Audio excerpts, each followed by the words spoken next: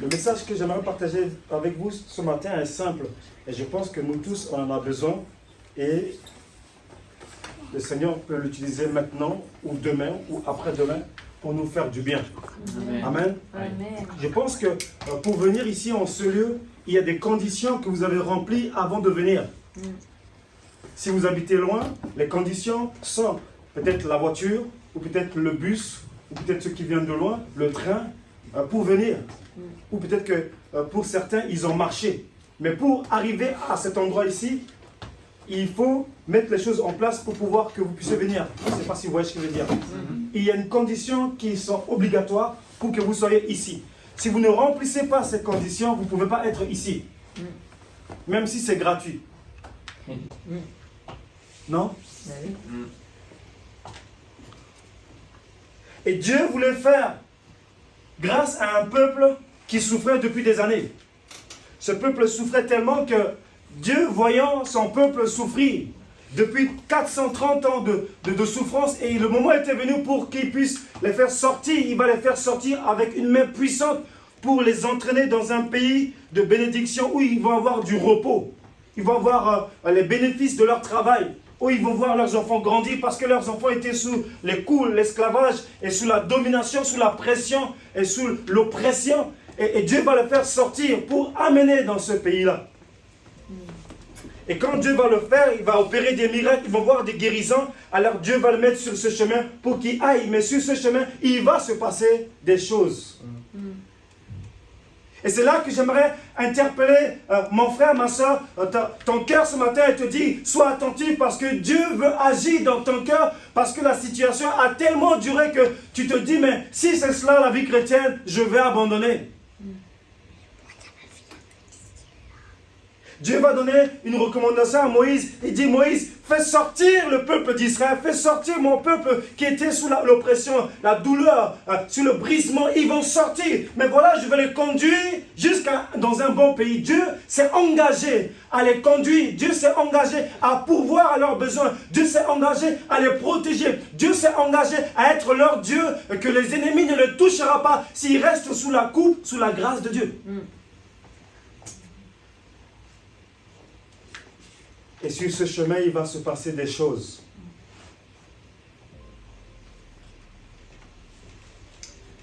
Lisons s'il vous plaît dans Exode. Exode 15, verset... Exode 3, verset 15... Exode 15, verset 22 à 27. Exode 15, verset 22 à 27.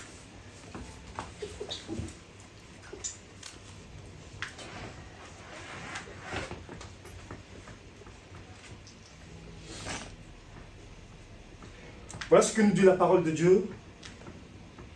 Donc Moïse, sous l'ordre de Dieu, fit partir Israël de la mer Rouge.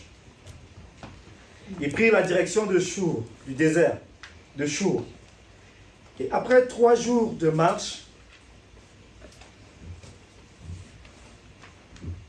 3 journées de marche dans le désert, ils ne trouvèrent point d'eau. Ils arrivèrent donc à Mara, mais ils ne purent pas boire l'eau de Mara, parce qu'elle était amère. C'est pourquoi ce lieu fut appelé Mara. Le peuple murmura contre Moïse en disant, « Que boirons-nous » Donc ils étaient dans l'inquiétude, dans l'angoisse, dans la peur. Moïse cria à l'Éternel, et l'Éternel lui indiqua un bois qu'il jeta dans l'eau, et l'eau devint douce. Ce fut là que l'Éternel donna au peuple les lois et les ordonnances, et ce fut là qu'il le mit à l'épreuve. Il dit, si tu écoutes attentivement la voix de l'Éternel ton Dieu, si tu fais ce qui est droit à ses yeux, et si tu prêtes l'oreille à ses commandements, et si tu observes tous ses lois, je ne te frapperai d'aucune maladie dont j'ai frappé les Égyptiens, car je suis l'Éternel qui te guérit. Ils arrivèrent à Élim, où il y avait 12 sources d'eau et 70 palmiers. Ils campèrent là, près de l'eau. Amen. L'intitulé du message que j'aimerais partager avec vous, frères et sœurs, est simple. L'intitulé du message est « Je suis l'Éternel qui te guérit ». Je suis l'Éternel qui te guérit. Dieu a le désir et la volonté de guérir son peuple. Il ne pouvait pas voir son peuple dans la souffrance, dans la douleur, parce qu'ils ont été oppressés, brisés. Quand on a été oppressé, brisé par la vie, et quand on affronte la vie, souvent on est comme handicapé, brisé de l'intérieur. Et Dieu veut restaurer son peuple, mais pour cela, il fallait qu'il sorte de l'Égypte, dans l'état dans lequel il était, pour le faire sortir et le faire marcher, pour l'amener vers un pays de bénédiction, où il trouve le repos. Mais alors que Moïse, mandaté par Dieu, va le faire sortir, et sur ce chemin, le cœur du peuple va être touché par des circonstances. Alors qu'ils vont marcher 3 jours, il va se passer quelque chose où l'état de leur cœur va changer à l'égard de ce Dieu qui les aime.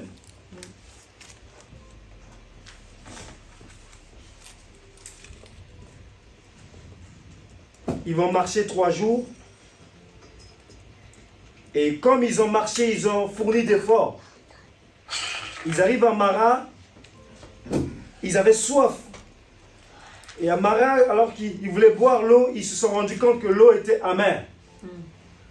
La Bible dit que c'est pourquoi cet endroit est appelé Mara, c'est-à-dire amer. Et le peuple se met à murmurer contre Moïse. Et ils disent, mais que boirons-nous? Moïse, tu nous as fait sortir, on a marché pendant 3 jours, mais on est là, maintenant on a soif, mais qu'est-ce qu'on va boire? Ils ont oublié que Dieu était avec eux, que Dieu va pourvoir à leurs besoins, que Dieu était au contrôle, que Dieu maîtrisait la situation. Mais ils ont oublié cela. Ils se sont pris à Moïse. Il dit, Moïse, c'est bien, tu nous as fait sortir. C'est très gentil pour toi, on t'a suivi. Mais maintenant, qu'est-ce que nous allons faire? Nous avons soif. Après tant d'efforts fournis par le peuple, pendant 3 jours, les besoins de leur cœur, donc cette soif, n'étaient pas comblés. Ils arrivent devant Mara. Donc Mara veut dire amertume, amer. Et devant cette eau qu'ils ont bu, la frustration est venue parce qu'ils n'ont pas étanché leur soif comme ils auraient voulu. Leur soif n'était pas comblée. Cela a entraîné dans leur cœur des difficultés. Et leurs regards ont changé par rapport à Moïse. L'amertume est entrée dans leur cœur. Et cette amertume les pousse au murmure, aux critiques, à pointer les autres, à pointer. Il fallait qu'ils pointent quelqu'un. Donc Moïse était le leader. Ils ont pointé Moïse. Moïse, si je suis dans cette situation, c'est à cause de toi. L'atmosphère a changé spirituellement parmi le peuple et devant Dieu. L'état de leur cœur a changé parce que leur soif n'était pas comblée, leur désir n'était pas comblé. Au lieu qu'ils s'attendent à un miracle, que le Dieu qui les a fait sortir d'Égypte était encore capable de faire un miracle, mais ils se sont pris au piège devant leur désir personnel. Frères et sœurs, on peut être pris au piège par nos désirs personnels. Peut-être que je cherche quelque chose, j'ai soif et je désire de voir Dieu agir. Mais il n'agit pas encore. Ça ne veut pas dire qu'il m'a oublié. Mais il prend le temps souvent de nous préparer afin de nous donner les bénédictions. Et pour ce peuple-là, il y avait quelques jours qui restaient. 3 jours après, il y avait l'eau. Il y avait 12 palmiers qui les attendaient. Dieu avait préparé ces palmiers pour qu'ils puissent boire de l'eau. Mais comme ils étaient dans la précipitation, comme ils étaient devant une situation, ils ont donné déjà de l'effort, ils ont fourni l'effort, et arrivé dans cette situation où ils voulaient boire. Et l'eau était amère, il fallait qu'ils puissent s'en prendre à Moïse. Leur cœur était blessé, ils ont blessé Moïse, ils se sont pris à Moïse. Leur cœur ont changé parce qu'ils étaient insatisfaits et n'ont pas entendu le temps de Dieu. Ils étaient irrités. Le peuple était irrité contre Moïse. Et cette irritation a montré la disposition du cœur du peuple. Frères et sœurs, quelle est la disposition de ton cœur ce matin pendant ce temps de Pâques? Est-ce que si la bénédiction tarde, est-ce que si la chose tarde, est-ce que tu crois que Dieu ne peut pas faire des miracles encore, ou tu es pressé et tu es devenu amer? Ou tu te prends à peut-être à quelqu'un qui t'a blessé, ça fait des années, mais quand tu entends seulement, non seulement son nom, mais la situation où tu vois que la personne a évolué, ou la personne a fait ceci, et il y a quelque chose qui monte dans ton cœur, et l'amertume grandit encore de plus en plus. Et ton cœur a changé. Et je te dis, mais où est ce Dieu-là? J'ai entendu parler de lui, mais pour moi, je ne vois pas les miracles. Mais comment ça se fait? Ce Dieu, on m'a dit qu'il m'aime, on m'a dit qu'il est tout puissant, mais pour moi, rien ne se passe et rien ne bouge. Apparemment, à l'horizon, rien ne se passe pour moi. Mais Dieu avait prévu la bénédiction quelques jours après. Mais cette situation a révélé l'état de leur cœur. Il y a des moments, frères et sœurs, Dieu nous conduit dans des situations pour voir l'état de notre cœur. La Bible dit ceci, c'est pour cela que je vais le conduire dans le désert. Et là, je parlerai à leur cœur, je parlerai à son cœur. Êtes-vous irrité ce matin? Êtes-vous dans l'amertume? Êtes-vous dans l'angoisse, dans la peur? Êtes-vous dans l'agitation? Êtes-vous dans la crainte et dans la tristesse? La Bible dit, Dieu dit, je suis l'Éternel qui te guérit. Amen. Dieu veut guérir ce cœur qui est irrité. Dieu veut guérir ce cœur qui est amer. Dieu veut guérir ce cœur qui est frustré parce que votre cœur n'a pas été comblé. Et Blaise Pascal a dit ceci, il y a un vide dans le cœur de l'homme sous forme de Dieu. Personne ne peut le combler si ce n'est Dieu lui-même. Vous pouvez combler vos cœurs par toutes sortes de besoins terrestres, mais si la présence de Dieu, l'amour de Dieu, la puissance de Dieu, la grâce de Dieu et sa bonté ne vient pas combler ce cœur, votre cœur restera toujours vide. Je suis l'Éternel qui te guérit. Il y a plusieurs sortes de guérisons qui peuvent exister dans le monde. Dieu peut utiliser les médecins pour nous guérir. Dieu peut utiliser la médecine pour nous guérir.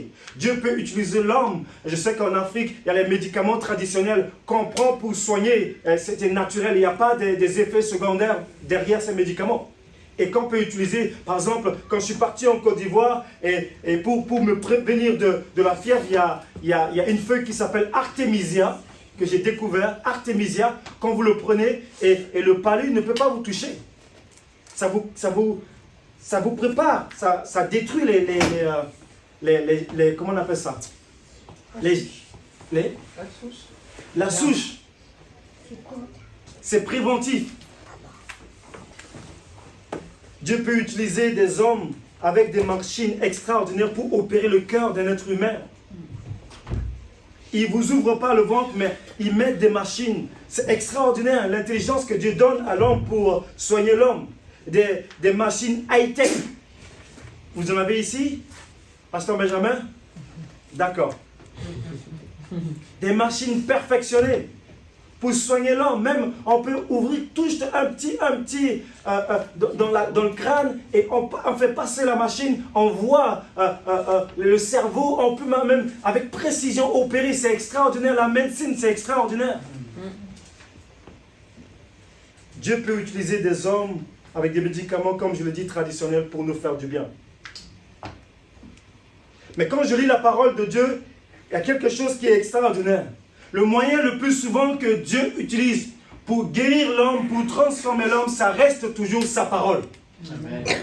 Il parle et la chose existe, il ordonne, elle existe, et Dieu déclare. Et même si la maladie est cachée au plus profond de notre âme, il parle, et sa parole qui est esprit et vie touche l'âme, touche le corps, touche l'esprit, et la situation ou l'obstacle, ou la maladie, ou la mort est obligé de s'incliner devant la puissance de la parole de Dieu. Amen. Je suis l'Éternel qui te guérit ce matin. Et quand le peuple va montrer l'état de son cœur qui était irrité, qui était dans l'amertume, qui était dans la frustration, alors Dieu va poser aussi des conditions. Dieu a dit maintenant que tu agis comme cela, j'avais prévu une bénédiction pour toi, mais maintenant que avant d'entrer dans cette bénédiction, il y a des conditions que je vais te donner. Et voici une de ces conditions que j'aimerais vous partager ce matin. Et Dieu va dire au peuple, si tu écoutes attentivement la voix de l'Éternel, ton Dieu, c'est-à-dire que si tu veux être béni, il faut écouter attentivement ce que dit Dieu.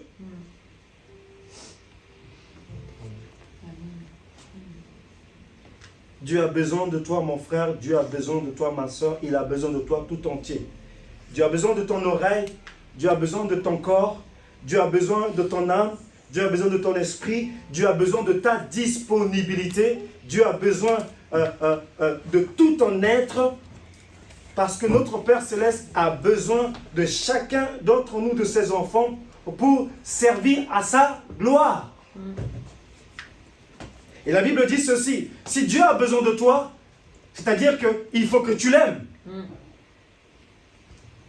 Et la Bible dit ceci dans Marc 12, verset 30, la Bible dit ceci, tu aimeras l'Éternel, ton Dieu, de tout ton cœur, de toute ton âme, de toutes tes pensées, de toute ta force. C'est-à-dire ton corps, ton âme, ton esprit, Dieu en a besoin.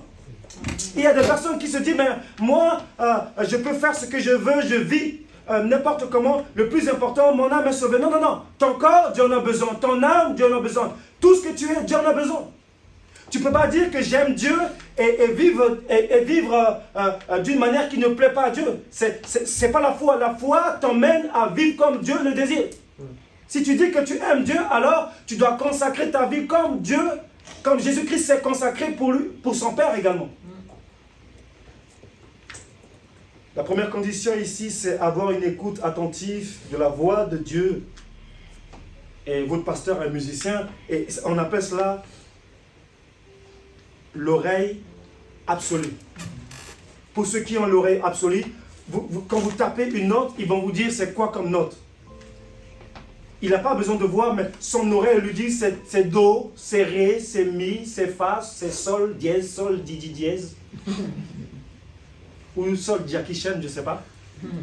Son oreille va lui dire, parce que son oreille reconnaît le sang qui a été donné. Pour recevoir les bénédictions de Dieu, l'homme doit manifester cette soif, ce désir ardent, et prêter attention à la parole de Dieu qui sort de la bouche de Dieu. La Bible dit ceci, l'homme ne vivra pas de pain seulement. Ce n'est pas seulement de manger, de manger, de manger. Mais l'homme vivra de toute parole qui sort de la bouche de Dieu. C'est-à-dire que toute parole qui sort de la bouche de Dieu a une puissance, est dotée de la puissance et de toute puissance de Dieu pour venir te donner la solution dont tu as besoin. Quand Dieu dit quelque chose sur ta vie, cette parole-là a le pouvoir de changer ta destinée terrestre, mais aussi l'éternité. Une parole. Et Jairus a dit, un serviteur a dit à Jésus, dis seulement un mot et mon serviteur sera... Vous dormez un petit peu? Non, non. Aïe, il ne faut pas dormir. Il est où? D'accord. Sinon, on va porter plainte ce matin. Dis seulement un mot et mon serviteur sera... C'était le centenier qui avait dit cela. La Bible dit ceci, car la parole qui sort de la bouche de Dieu contient et détient la puissance de Dieu. Mon frère et ma soeur, quand nous lisons la Bible, c'est la puissance de Dieu que nous lisons. Amen. Des fois, on ne fait pas attention. Quand le porte-parole du gouvernement se déplace dans un pays pour amener la parole du gouvernement, c'est le pouvoir du gouvernement qui l'amène pour exercer l'autorité là où il va.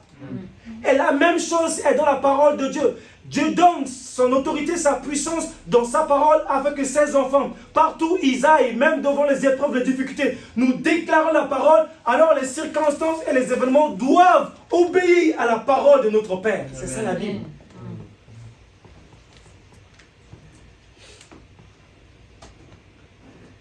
La parole qui sort de la bouche de Dieu est puissante, est vivante, plus tranchante qu'une épée à double tranchante.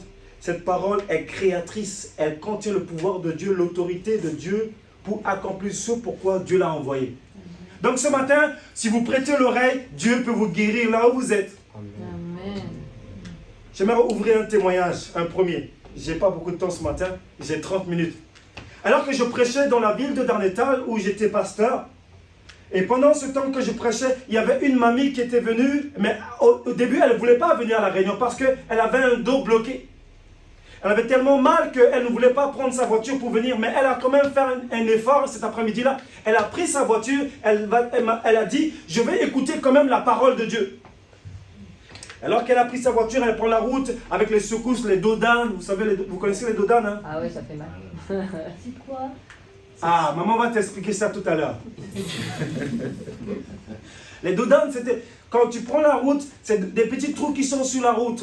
Ou souvent... Non, ça c'est les bosses. Ça c'est les bosses. Les trous, c'est les nids de poules. Oui, bon voilà. Les dodanes, c'est ces petits bosses qui sont sur la route. Et quand la voiture roule dessus, ça fait 2 fois mal au dos. Ah oui, c'est vrai. Ah. Oui, je sais ce que c'est. Voilà. Et la mamie a pris les dodanes. Et ça lui faisait mal au dos. Arrivant à l'église, et voilà le prédicateur qui était... C'était moi le prédicateur, je prêche. Et d'habitude, je fais l'appel pour prier pour les malades. Ou pour donner la possibilité à ceux qui veulent accepter Jésus-Christ, de recevoir Jésus-Christ comme Seigneur Sauveur, pour que leur vie soit transformée. Et cet après-midi-là, malheureusement pour mamie, j'ai oublié de faire l'appel. Je ne sais pas si peut-être que je n'avais pas mangé cet après-midi, mais j'ai oublié de faire l'appel. Et j'ai dit dans le message, là où vous êtes, Jésus peut vous guérir. Et mamie attend que je puisse faire l'appel pour qu'elle puisse venir, pour que je puisse prier pour les malades. Mais mamie attend en vain. Et elle se souvient que dans le message, j'ai dit, là où vous êtes, Jésus peut vous guérir. Et instantanément, mamie a levé ses 2 mains et a commencé à prier. Il dit, Seigneur, tu vois le serviteur, d'habitude, il fait l'appel. Mais là, aujourd'hui, il n'a pas fait l'appel. Je ne comprends pas. Mais il a dit dans son message, là où je suis, tu peux me guérir. Et instantanément, Jésus l'a visité. Elle a été instantanément guérie. Amen. La parole est créatrice. Elle a cru que là où elle est, Jésus peut la visiter. Et elle a été visitée. Guérie. Un deuxième témoignage? Allez. C'est gratuit. Il y a 1 mois de cela, j'étais à l'église et je prêchais l'évangile. Pardon, c'était pas moi qui prêchais, c'était mon pasteur. Et j'étais assis là. Et j'entends la voix du Seigneur qui me dit, je l'ai partagé hier, il y a quelqu'un ici qui souffre de problèmes d'oreille droit.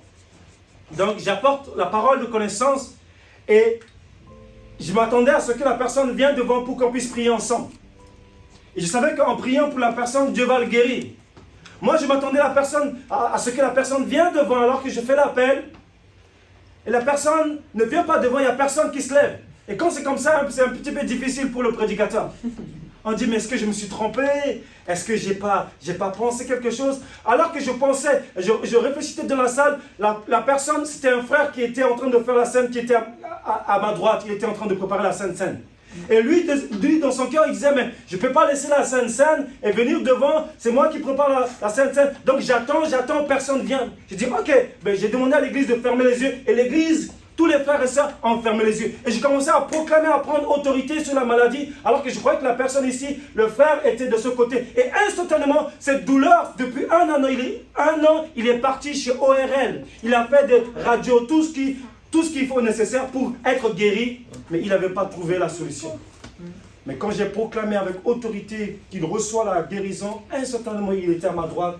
Il a senti quelque chose sortir de ses oreilles. Instantanément, il a été guéri. La parole guérit.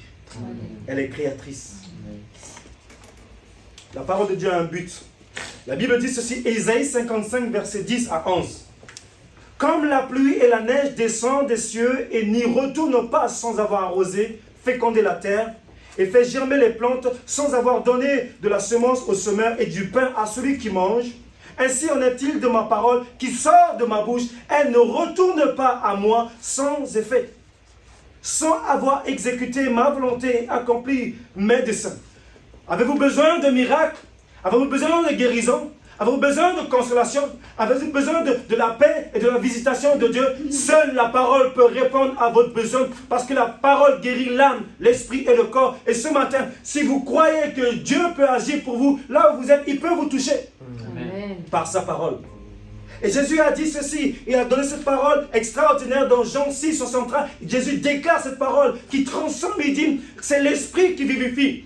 La chair ne sert de rien. Les paroles que je vous dis sont esprit et vie. Dans la parole de Dieu, il y a la puissance de l'esprit de Dieu qui accompagne la parole. Là où c'était impossible, l'esprit de Dieu rend cela possible à cause du nom de Jésus qui est la parole, Parce qu'il dit, je suis la parole. Au commencement était la parole était avec Dieu. Et la parole était Dieu. Tout a été créé par elle. Il n'y a rien qui n'a été créé sans elle. Et il est le créateur. Et cette parole crée la foi dans votre cœur. Cette parole crée la force de votre cœur. Cette parole crée la guérison dans votre âme, dans votre esprit. Alors que je parle, le Seigneur agit dans votre cœur. Amen. L'homme qui est passionné de Dieu va chercher toujours à entendre la voix de Dieu. Il va boire à la source. Il a soif d'entendre Dieu lui parler et grandir. Il a le désir que de son sein coule l'eau de la parole, l'eau de vie, jusqu'à ce que la plénitude de Dieu réponde sur les autres. Alléluia. Sa vie, si vous êtes un homme, une femme qui aime la parole de Dieu, votre vie va impacter les autres. Amen. Parce que vous allez vous soumettre à la parole, l'autorité de la parole va vous couvrir. Alors vous allez parler comme Jésus. Vous allez entendre comme Jésus. Vous allez agir comme Jésus. Vous allez avoir l'autorité, le pouvoir comme Jésus. C'est extraordinaire. Il va porter du fruit. La Bible dit ceci dans Somme, verset 1 à 4. Parce qu'il me reste combien de temps? 26 minutes, il me reste 4 minutes, c'est ça? D'accord. La Bible dit, heureux l'homme qui ne marche pas selon le conseil des méchants. C'est-à-dire qui ne prend pas les conseils sur les gens qui sont mauvais. Heureux l'homme qui ne marche pas selon le conseil des méchants, qui ne s'arrête pas sur la voie des pécheurs et qui ne s'assied pas aux compagnies des moqueurs, mais qui trouve son plaisir dans la loi de l'Éternel et qui la médite jour et nuit. Amen. Cet homme est comment? Cette femme est comment? La Bible dit que cet homme, cette femme est comme un arbre planté près d'un courant d'eau. La Bible dit que cette femme, cet homme donne des fruits en sa saison. Et le feuillage, et dans le feuillage ne se flétrit point. La Bible dit en fait aussi, cet homme, cette femme est comme cet arbre-là, et tout ce qu'il fait va réussir à cause de la parole. C'est extraordinaire. N'en est pas ainsi des méchants, ils sont comme la pluie, la paille, que le vent dissipe. Maintenant, je vais aller plus vite. L'homme qui est attentif à la parole de Dieu, écoute. Jérémie 15, verset 16, la Bible dit, j'ai recueilli ta parole. Je les ai dévorés. Tes paroles ont fait la joie, l'allégresse de mon cœur. Car ton nom est invoqué sur moi, l'Éternel, ton Dieu des armées. Amen. Amen. Je vais m'arrêter là. Le deuxième point, on ne pourra pas le voir parce que le temps est passé. Mais le deuxième point, c'est l'exemple de Marie qui a reçu la parole de Dieu. Elle a cru. Et la parole a créé la vie en elle. Et la parole s'est servie d'elle comme un instrument à la gloire de Dieu pour amener Jésus au monde. Parce qu'elle a cru à la parole. Si tu fais ce qui est droit à mes yeux, c'est-à-dire que si tu te plies à la parole, les guérisons, les miracles, les prodiges, cela va t'accompagner. Je suis l'Éternel qui te guérit.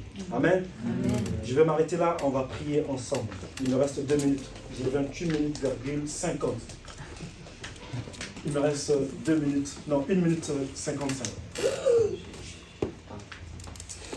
Mon frère, ma soeur, je ne sais pas ce dont vous avez besoin pour être guéri dans votre âme, votre esprit, votre corps. Ce que je sais, c'est que la parole suffit à elle-même pour transformer votre existence. Je me souviens alors que je venais de perdre ma mère, j'étais dans l'avion et j'étais découragé et déprimé. On avait ramené le corps, on devait mettre le corps dans l'avion pour le rapatrier en Centrafrique. Et j'étais tellement découragé que je ne croyais plus que Dieu peut me faire ça. Dieu prend ma mère et j'étais là devenu orphelin. Et mon petit frère qui est là ici, il avait 2 ans. Et l'avant-dernier avait 9 ans. Et donc je savais qu'il allait grandir sans sa mère. Moi j'avais 22 ans, j'avais vu maman, j'avais grandi à ses côtés, mais je savais que lui il va grandir sans mère. Et j'étais tellement découragé, déprimé, je ne savais pas comment faire. Et là Dieu va me parler. Alors que j'étais désespéré, déprimé, ne sachant pas quoi faire, ne voulant même pas prier, ouvrir ma Bible. Et j'avais quand même pris la Bible avec moi. Et moi, je croyais que mon père avait fait tout ce qui est nécessaire. Et oui, effectivement, il a fait tout ce qui est nécessaire pour mettre le corps dans l'avion. Sauf que là, en prenant l'avion, on a pris l'envol. Parce que rouler, c'est plutôt la voiture, ma soeur, c'est ça. Hein? On roule sur la terre, mais on vole dans les airs. Merci, mon frère. Et en volant pendant 4 heures, le pilote décroche son appareil et il part. Vous savez, souvent, ils interpellent les hôtesses de l'air. Oui, il y a une sonnerie comme dans les gares. Et alors, il interpelle tous les voyageurs, tout ça. Il leur parle.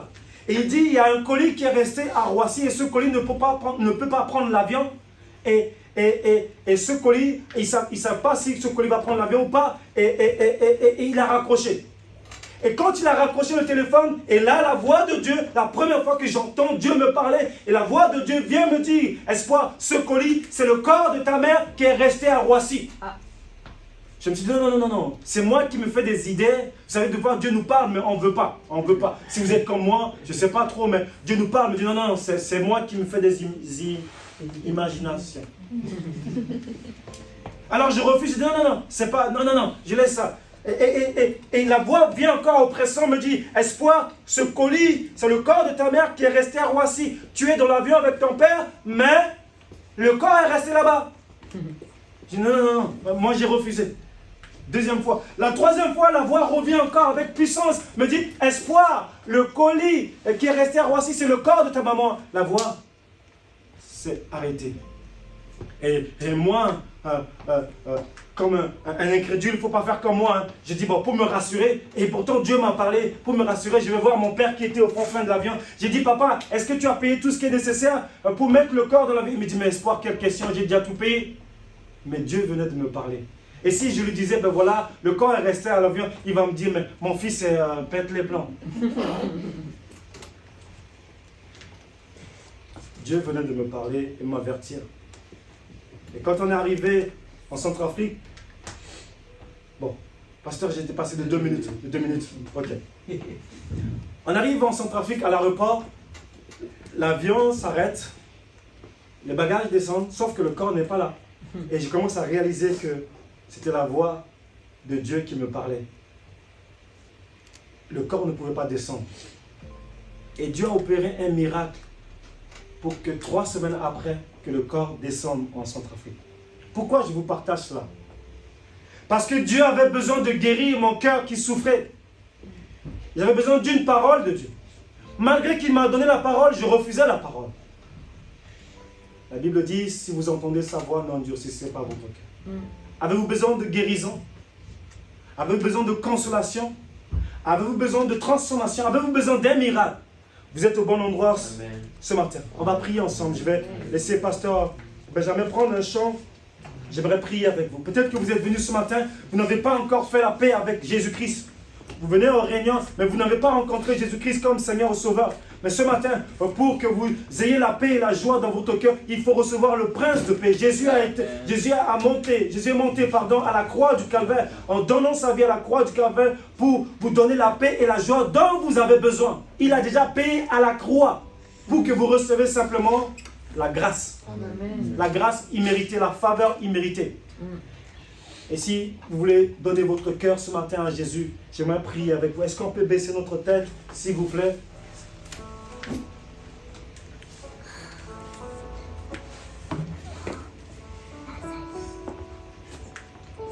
Je ne sais pas si c'est sur Zoom, peut-être que quelqu'un nous suit, peut-être que c'est ici. Alors que j'étais en train de préparer ce message, j'étais en train de réfléchir comment j'allais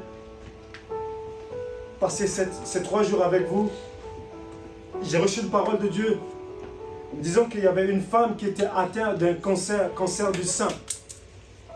Cancer du sein. Je ne sais pas si cette personne est ici ou sur Zoom, mais j'aimerais prier pour cette personne-là, cette dame-là. On va prier pour cette personne et si vous voulez donner votre cœur à Jésus-Christ, avoir le pardon de vos péchés, réconcilier avec Dieu, j'aimerais vous inviter aussi à lever votre main là où vous êtes. J'aimerais prier avec vous ce matin. N'ayez pas honte. Jésus a dit, si vous avez honte de moi sur la terre, moi aussi j'aurai honte de vous devant mon Père. Réglez votre situation ce matin avec Jésus. Il n'est pas trop tard. Ne laissez pas l'orgueil prendre le dessus ayez l'humilité, dites Seigneur Jésus, j'ai besoin de toi. Seigneur, je te prie pour cette dame qui a le cancer du sein, Seigneur mon Dieu. De poser ta main puissante sur elle maintenant. Je détruis toute règne de cancer dans ce corps au nom de Jésus de Nazareth et que par le meurtrissure de Jésus-Christ, qu'elle reçoit la guérison. Amen. Merci parce que tu as déjà payé pour cela. Au nom de Jésus. Amen. Y a-t-il une personne qui veut donner son cœur à Jésus ce matin? Si tel est votre cas, j'aimerais prier avec vous. Là où vous êtes, levez votre main.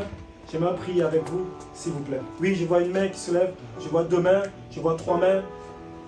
Est-ce que ces personnes qui ont levé les mains, est-ce que vous avez le courage de venir devant? On va prier ensemble. Venez devant, on va prier ensemble.